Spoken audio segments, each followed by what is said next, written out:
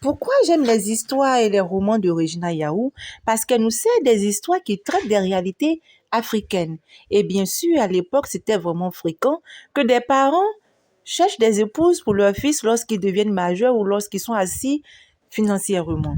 Et c'était une pratique qui était légion à l'époque, même si maintenant elle est en voie de disparition. Et cela nous donne beaucoup à réfléchir, on essaie de comprendre pourquoi il le faisait et on en tire les conséquences, les leçons. Nous poursuivons avec la deuxième partie du prologue. Son père à la douche, Bra pensa enfin à aller puiser de l'eau. Elle se saisit d'une immense cuvette émaillée bleue et se mit à chercher le chiffon qui lui servait de coussinet pour lui porter confortablement ses charges sur la tête. Elle l'aperçut accroché à une poutrelle. Avec un sentiment de soulagement injustifié, elle posa l'étoffe en lambeaux sur son épaule. Juste au moment où elle allait sortir de la cuisine, Bra vit sa mère venir vers elle. Elle s'empressa de la saluer, mais la mère répondit à peine à son bonjour. En revanche, elle fit remarquer avec aigreur à sa fille qu'il était grand temps d'aller chercher de l'eau. La jeune fille se contenta de répondre « Oui, mère, j'y vais de ce pas ». Aucun sentiment de révolte ne se manifesta en elle. Elle trouvait tout à fait normale l'attitude de sa mère. Sans plus s'occuper de Bra, Yehi déposa sur un plateau un petit panier contenant des morceaux de poisson légèrement fumés. Elle descendit la marmite d'eau du trépied, activa le feu, en dispersa la braise et déposa sur la claire au-dessus du foyer avec une extrême précaution les morceaux de poisson ficelés. Quand elle eut fini, Yehi pensa à réchauffer la sauce de la veille. Enfin, elle alla jeter un coup d'œil sur le manioc qu'elle avait mis à égoutter. Les pierres qui avaient été posées sur les sacs en toile de jute ne semblaient pas avoir été efficaces et Yehi regretta de n'avoir pas racheté de machine à manivelle pour le manioc. Elle aurait pu aller emprunter celle de sa voisine, mais la fierté de Yehi l'en empêchait. Elle prêtait volontiers, mais abhorrait l'idée même d'utiliser le bien des autres. Yeso entra dans la cour de Bégré. Yehi l'accueillit avec des paroles de bienvenue. Il la salua et prit place sur le sol. En attendant la venue de Bégré, Yehi lui demanda les nouvelles du matin. Au moment où Yeso finissait de les donner, Bra, la fille de Bégré, passa par là. Il l'interpella et se mit comme à son habitude à la taquiner. La jeune fille sourit et continua son chemin après avoir salué l'homme. Bientôt, Bégré revint de la douche, un pagne enroulé autour des reins et une serviette éponge autour du cou. Il sourit en voyant Yeso. Les deux hommes se saluèrent et sacrifièrent au rituel des nouvelles. « Kenemba yi oduhun » demanda Yeso à Bra qui de nouveau passait par là. Cela veut dire alors femme de Nemba. Ça va? Avec la nuance, on ne te voit guère. Hein, dédé, Mendou, répondit-elle en s'échappant. Oui, père, je vais bien où? Bien, je suis là. Bra était troublé par les propos et les regards de Yeso, l'ami de son père. Qu'avait-il ce matin? Il paraissait particulièrement gai et pour la première fois, il avait appelé Nembayi. C'était loin d'être en effet un effet du hasard. Bégré et sa femme, en effet, avaient tout de suite saisi le message codé, mais de quel Nemba s'agissait-il? Yeso avait un fils et deux neveux qui portaient ce prénom, et tous étaient célibataires. Alors, lequel? Pour le moment, il n'était point question de chercher à connaître les détails d'une affaire qui ne tarderait guère à vous être soumise. Bra, qui faisait mine de repartir à la source, fut arrêté par sa tante. Celle-ci entrait dans la cour. C'était la sœur de Bégré qui, elle aussi, s'appelait Bra. La tante et la nièce étaient homonymes par le plus grand des hasards, car la tante portait le prénom en souvenir de sa grand-mère et la nièce celui d'une grande-tante de son père. La tante sourit à la nièce. « Où cours-tu comme cela, Bra-tchè, ma tcha-tcha ?» Petite Bra ou Bra la plus jeune par opposition à Bra Tutu, Bra la plus âgée.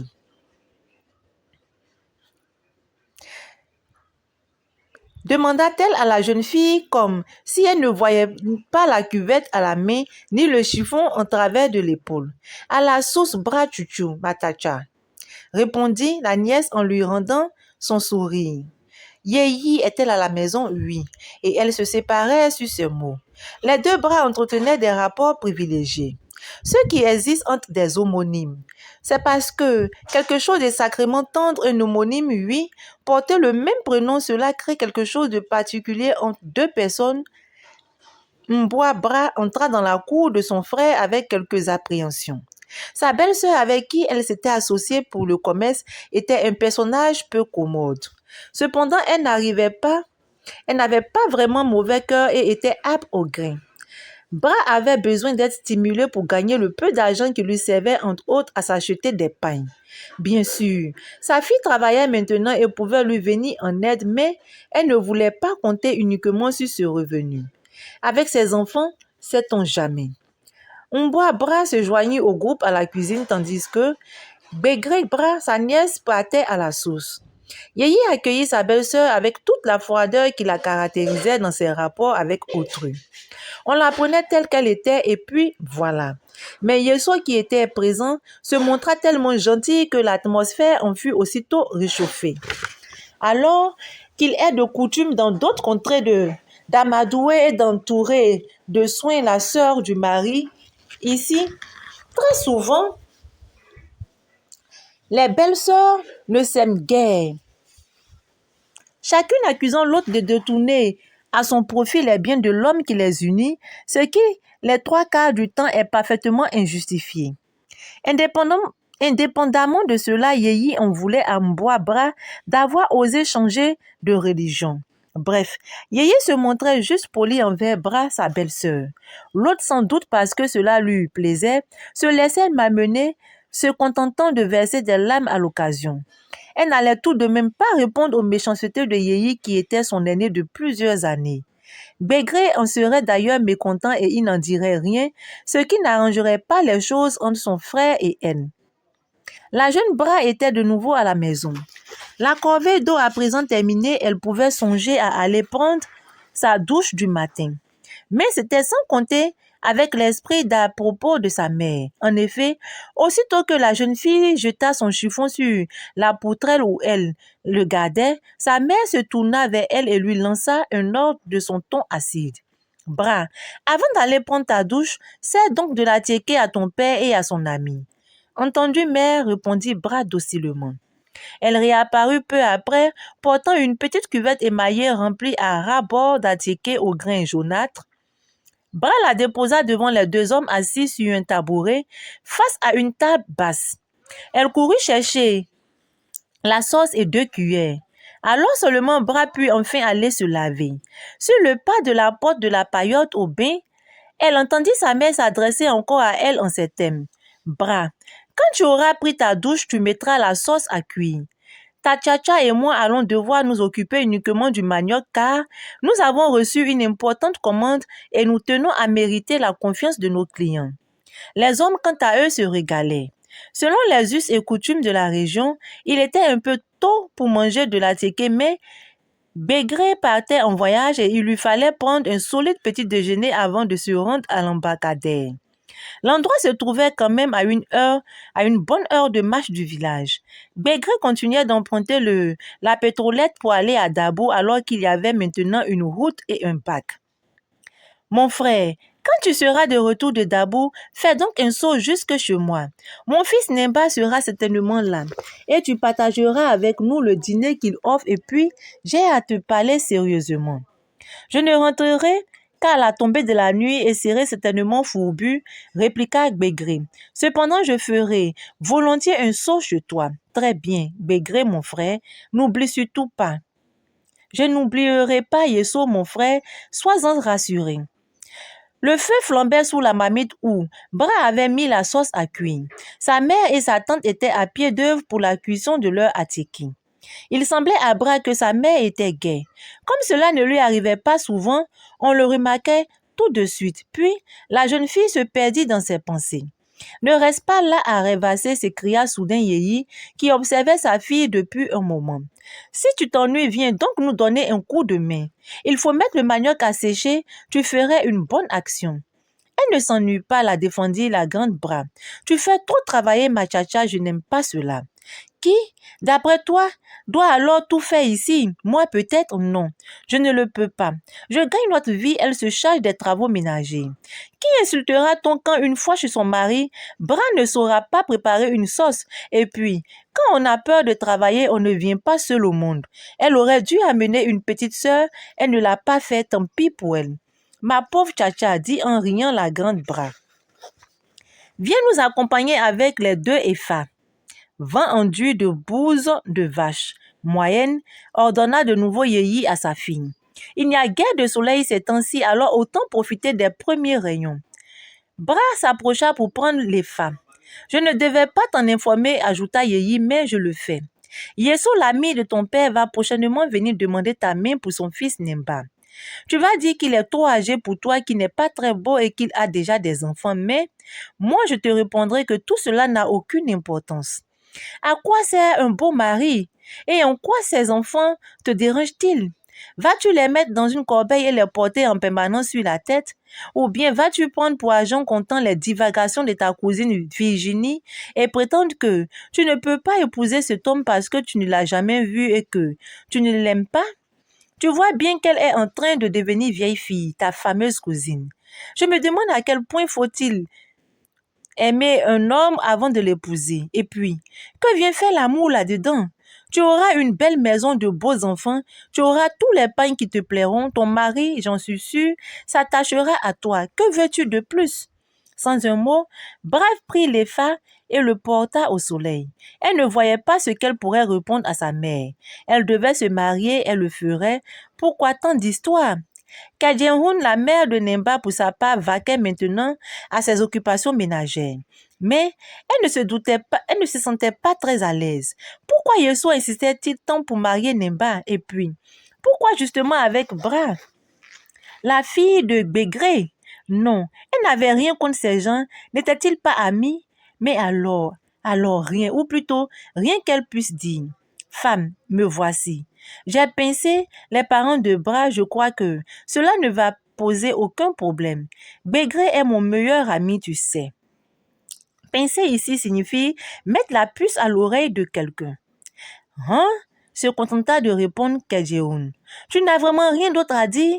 Je sais que c'est surtout une affaire d'homme, mais quand même, tu devrais te montrer plus concerné, Kedjehoun. On dirait que tu n'as plus envie de voir ton fils marié. Pourquoi dis-tu cela à mon mari? Dans l'état actuel des choses, que puis-je faire ou dire? Je ne sais trop pourquoi, mais j'ai l'impression que tu te désintéresses de ce mariage maintenant que c'est décidé.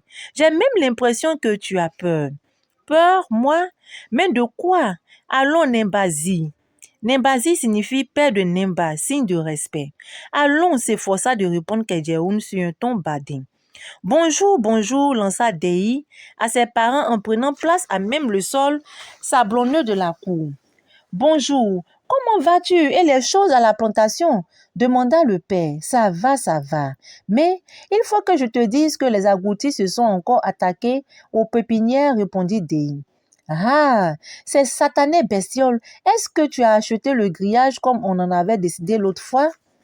Eh bien, je te laisse t'en charger, mon enfant. Il faut que je m'occupe du mariage de ton frère. Je serai bien content que tout se passe bien. Maman aussi, je suppose. Mon pauvre Dei, si tu savais, ta mère criait plus fort que tout le monde quand il s'agissait de critiquer le célibat chronique de Nemba. Mais depuis qu'on a décidé de le marier, on n'entend plus Kedjehoun. Je comprends ma mère.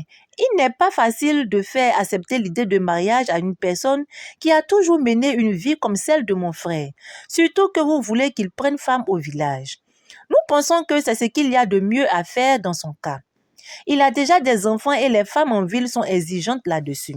Et puis, si d'aventure il ne se montrait pas un bon époux, ce serait plus facile pour nous d'arranger les choses car nous sommes du même village. Nemba, de toute façon, était d'accord pour épouser une fille de ce village, intervint Kedjehoun. Mais alors, pourquoi fais-tu cette tête quand on parle du mariage de Nemba ces jours-ci? S'énerva Yesso. Qu'est-ce que tu as, toi? Quelle tête je fais? Marier son fils, un fils déjà âgé, est une énorme responsabilité, Nembazi, répliqua la femme. Je pense à ce que pourrait être la vie conjugale de mon fils et ce que cela pourrait avoir comme incidence sur la vie de son cadet Dei.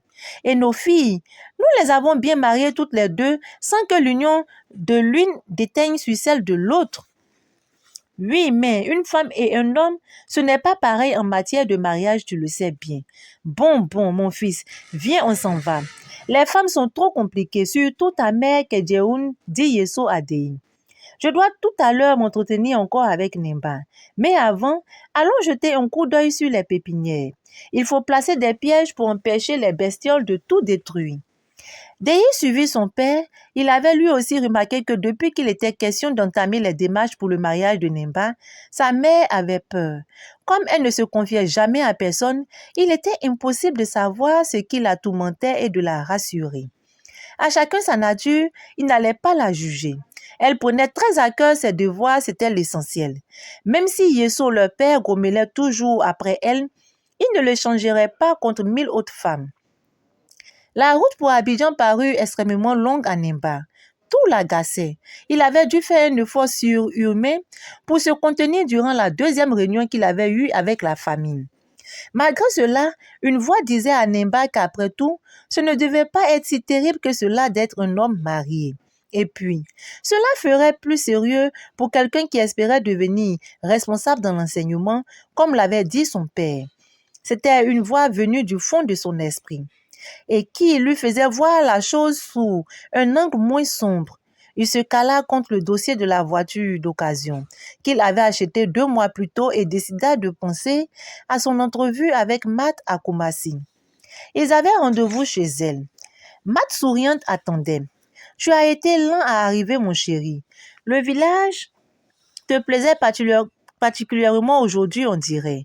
Ce n'est pas ma faute si je suis en retard. Mon père et ses frères tenaient à avoir encore une réunion avec moi. On discutait de choses sérieuses. Je ne pouvais pas m'échapper, répondit Nimba en entrant à la suite de Matt dans la maison. De choses sérieuses? Fit Matt en ouvrant de grands yeux. Oui, on veut me marier, ma chère. Te marier? Haleta Matt. Mais avec qui? Une fille de mon village. Le choix de mes parents. Non, dit Matt en s'asseyant brusquement. Ils ne vont pas faire cela. Et tu vas te laisser manipuler de la sorte. Que veux-tu que je fasse, Matt? Les parents, quand ils ont décidé quelque chose, tu sais. Hein? Tu ne peux pas savoir à quel point je suis abattue par cette histoire. Et moi, que vais-je devenir? Et mon enfant, hein, Nimba? Je me le demande aussi, Matt. Ah, parce que tu n'as même pas encore pensé au problème? Eh bien, penser à un problème est une chose, en détenir la solution en est une autre. Répliqua sèchement Nimba. Je sais ce qu'il en coûte de désobéir à ses parents. Cependant, je ne peux accepter que tu te soumettes aussi aveuglément à la décision des tiens. Matt, ma pauvre amie, y a-t-il un moyen de faire autrement? Oui, Nimba chérie. Tu devrais me laisser aller les voir et leur parler. Nous nous sommes rarement vus, mais ils connaissent tous mon existence et celle de notre enfant. J'arriverai à les convaincre. Tu veux ma mort ou ma déchéance, Matt? Je ne tiens pas du tout à être maudit par mon père et mes oncles. Je te déconseille vivement d'aller voir ma famille. Matt éclata de rire en dépit de ses larmes. Elle n'en revenait pas. Était-ce lui l'homme avec qui elle avait fait des projets de vie commune? Celui dont elle avait accepté de considérer les enfants comme les siens propres dès qu'ils seraient tous sous le même toit? Avoue, dit Matt, que cette situation t'arrange, Nimba. Au moins cela t'évite d'avoir à choisir entre les 1001 femmes que tu fréquentes. Hé, Matt, lança Nimba en pointant vers sa fiancée un index menaçant. C'est vrai, Nimba, reconnais-le au moins. Je n'aime pas qu'on me prête des pensées qui ne m'ont jamais effleuré. Inutile de te débattre, Nimba. Quoi qu'il en soit, tu as raison. Si nous en sommes là aujourd'hui, c'est bien par ma faute. Tu n'as épousé aucune des femmes qui t'ont donné un enfant. Je ne sais pas pourquoi j'ai cru qu'avec moi, ce serait différent. Tu n'es pas homme à te marier. Je le sentais, mais j'espérais quand même que tu t'assagirais. Sait-on jamais? Matt, vas-tu enfin te taire, hurla Nimba. Pourquoi veux-tu aggraver ma peine?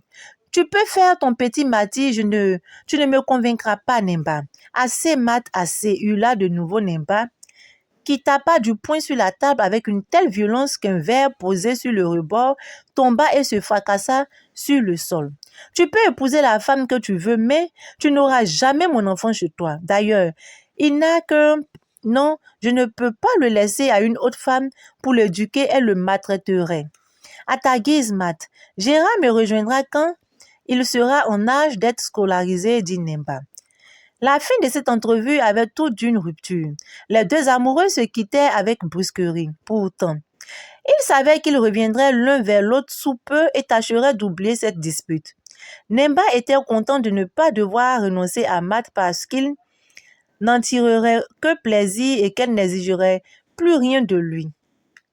Quant à Matt, elle pensait qu'il était de bonne guerre de garder Gérard avec elle, ce qui obligerait Nemba à venir ici souvent.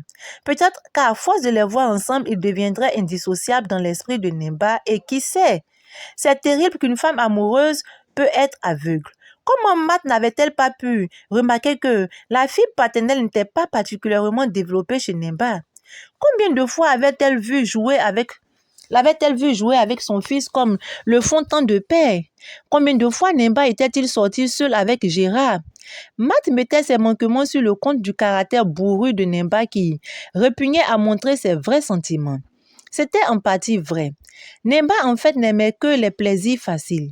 Se consacrer à un enfant lui semblait un devoir, même s'il pouvait y retrouver du plaisir et les devoirs, il en avait horreur. Pour la première fois depuis qu'il en avait parlé avec son père, Nemba se mit à penser à cette femme qui allait lui en faire perdre d'autres. Qui était-elle vraiment? Que savait-elle de lui? Voulait-elle l'épouser? On pouvait penser que oui, jusque-là. Là-bas au village, la mère de Bra Yehi en parlait justement avec délectation à sa belle-sœur. Cette dernière n'avait pas encore eu la joie de voir quelqu'un s'intéresser à sa fille, l'étudiante en fin de cycle de médecine. Regrettant sa méchanceté, Yehi voulut s'amender. Oui, il fallait tout faire pour tout dire pour pouvoir briser la glace entre sa belle-sœur et elle. Avec un petit sourire, elle se tourna vers celle-ci. « Ma chère, dit-elle, quand une fille a atteint l'âge nubile, elle doit se marier, n'est-ce pas? »« Absolument, ma chère, absolument, répondit Bra Tutu. Yeso m'a pincé, tu sais.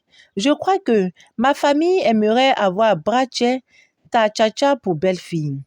Eh Dieu, merci. Pour lequel de leurs enfants? Demanda la tante toute heureuse. Certainement pour Nemba, son fils aîné. Non, fille Bra Tutu. Si, répondit Yehi épanoui. Quelle chance, un instituteur, dit la tante dans un souffle. Ne va quand même pas trop vite en besogne, conseilla Yehi à sa belle-sœur. Rien n'a encore été dit. Je pense plutôt que c'est quelque chose de sérieux et que très prochainement nous serons fixés là-dessus, soutint Bra Tutu. Dieu t'entende, souhaita Yehi qui avait momentanément perdu de sa morgue. Il m'entendra, lui assura Bra Tutu. Ainsi s'achève la fin de ce prologue. Ce mariage arrangé. Ce mariage, j'espère, même si je reste dubitative, que cela ira jusqu'à la fin de leur vie. Car arranger un mariage comporte beaucoup de risques. Les deux peuvent ne pas s'aimer, l'un peut aimer l'autre, ou bien du fait qu'il soit instituteur, qu'il soit habitué aux choses de la ville et qu'elle soit villageoise, qu'elle ne puisse pas s'adapter à la ville. Sur ce, je vous dis à très bientôt.